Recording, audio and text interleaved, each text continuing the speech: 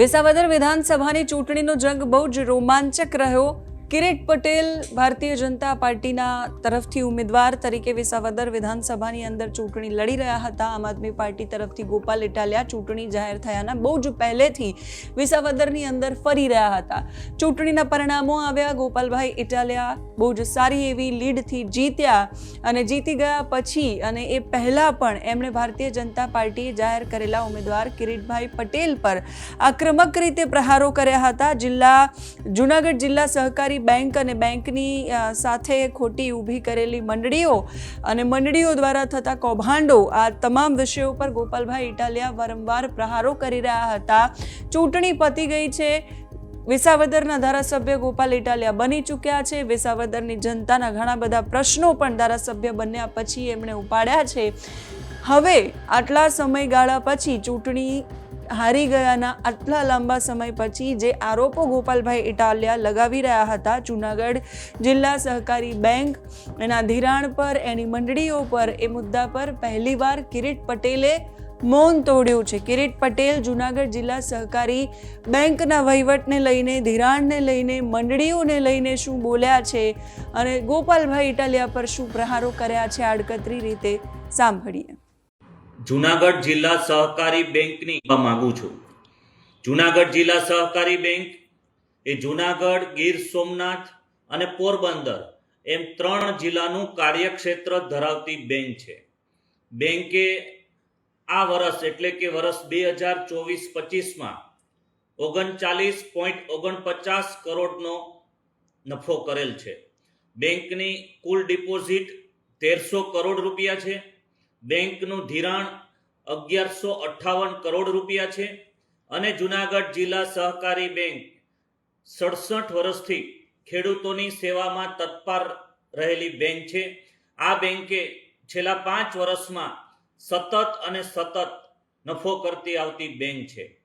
કેન્દ્ર સરકારના ફેબ્રુઆરી 2025ના બજેટમાં થયેલ જાહેરાત મુજબ ખેડૂતોને કેસીસી ધિરાણ ઉપર મળતી વ્યાજ સહાય પાત્ર રકમ રૂપિયા 3 લાખથી વધારીને 5 લાખ કરવાની થયેલ જાહેરાત અનુસંધાને જૂનાગઢ જિલ્લા સહકારી બેંક લિમિટેડના બોર્ડ ઓફ ડિરેક્ટરની 21/3/2025 એટલે કે 21 માર્ચે મળેલ બેઠકમાં 19 સભ્યોના ડિરેક્ટરો હાજર રહેલ અને ચર્ચા વિચારણાના અંતે સર્વાનુમતે આપણા વિસ્તારના બેંક સાથે મંડળી મારફત જોડાયેલ તેમજ સીધું ધિરાણ મેળવતા ખેડૂતોને આ બજેટમાં થયેલ જાહેરાત મુજબનો લાભ મળી રહે તે માટે રૂપિયા 5 લાખનું ધિરાણ ખેડૂતોના હિતને ધ્યાને લઈ આપવાનું નક્કી કરેલ. મિત્રો, આ જાહેરાત 21 માર્ચ 2025એ જૂનાગઢ જિલ્લા સહકારી બેંકના તમામ બોર્ડ ઓફ ડિરેક્ટર શ્રીઓ જે હાજર હતા તેમના સર્વાનુમતે નિર્ણય કરેલ છે. આવો જ નિર્ણય જૂનાગઢ જિલ્લા સહકારી બેંક તેમજ અન્ય નેશનલાઇઝ બેંક તેમજ અન્ય જિલ્લાની સહકારી બેંકો પણ ખેડૂતોને મહત્તમ લાભ મળી રહે તે માટે અન્ય બેંકો કે જે ગુજરાતમાં અન્ય કોઓપરેટિવ બેંકો છે તેમને પણ આ જ રીતે જાહેરાત અને પરિપત્ર કરેલ હતો. ત્યારે મિત્રો, આ જ્યારે જાહેરાત થઈ ત્યારે કોઈ વિસાવદર વિધાનસભાની પેટા ચૂંટણી નથી. વિસાવદર વિધાનસભામાં કોઈ પેટા ચૂંટણીનું આયોજન નહોતું, પરંતુ અમે તો માત્ર ને માત્ર ખેડૂતોના હિતમાં ધ્યાને લઈ અને અમારા બોર્ડે આ નિર્ણય લીધેલ છે. પરંતુ નાબાર્ડના 1 ઓગસ્ટ 1/7/2025ના પરિપત્રથી થયેલ જાહેરાત મુજબ વ્યાજ સહાય પાત્ર રકમ રૂપિયા 3 લાખ જાહેર કરેલ છે. જે અન્વયે અમારી બેંકની સાધારણ સભા 20/7/2025ની બેઠકમાં 21 બોર્ડ ઓફ ડિરેક્ટરોએ હાજર રહી ઊંડાણપૂર્વક ચર્ચા વિચારણા કરી ખેડૂતોના હિતમાં નિર્ણય લીધેલ છે કે જે ખેડૂત સભાસદોએ રૂપિયા 3 લાખની ઉપરનું ધિરાણ મેળવેલ છે તે 3 લાખ ઉપરના રૂપિયા 2 લાખ વ્યાજને પાત્ર બને છે.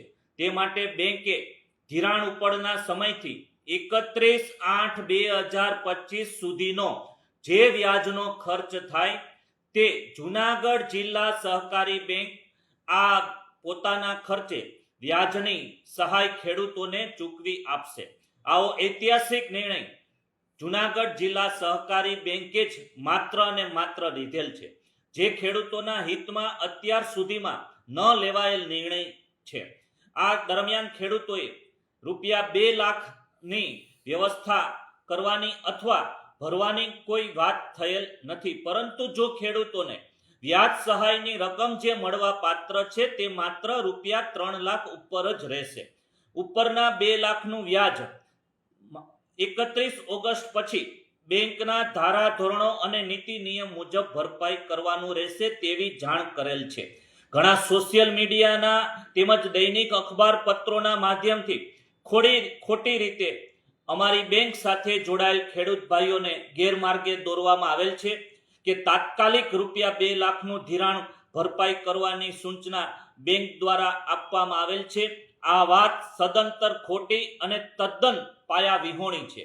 અત્યારે પણ કોઈ પણ ખેડૂત ખાતેદાર જુનાગઢ જિલ્લા સહકારી બેંકમાંથી ધિરાણ મેળવવા માંગતા હોય તો તેમને બેંકના ધારાધોરણો મુજબ બેંકમાંથી ધિરાણ મેળવી શકે છે.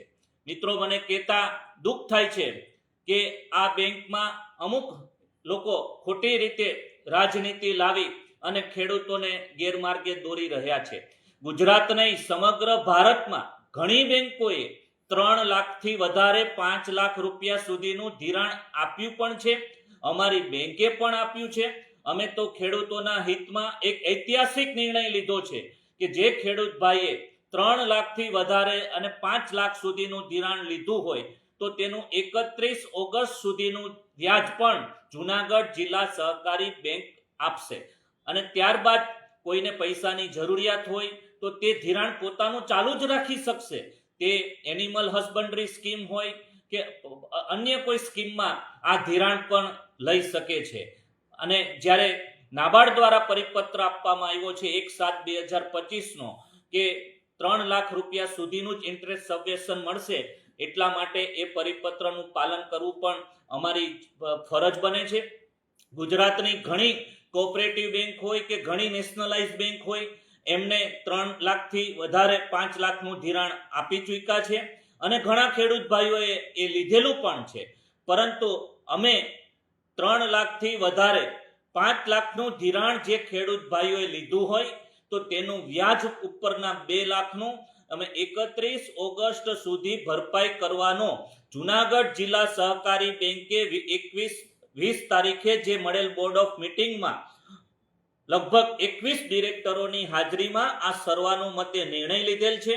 કારણ કે અમારી બેંકનો પ્રોફિટ ગત વર્ષે ખૂબ જ સારો છે અને એમાં જો ખેડૂતોને લાભ થતો હોય અને થોડી રકમ પ્રોફિટમાંથી બેંક સાથે જોડાયેલ ખેડૂતોના હિતમાં વપરાય એ માટેનો એક ઐતિહાસિક નિર્ણય જુનાગઢ જિલ્લા સહકારી બેંકના બોર્ડ ઓફ ડિરેક્ટર્સની મળેલ બેઠકમાં લેવાયેલ છે. આ બેંક સતત નફો કરતી બેંક છે. આ બેંકે 2021માં 28 કરોડ, 2022માં 32 કરોડ, 2023માં 43 કરોડ, 2024માં 35 કરોડ એમ ચાલુ વર્ષે 39.44 કરોડનો નફો કરેલ છે.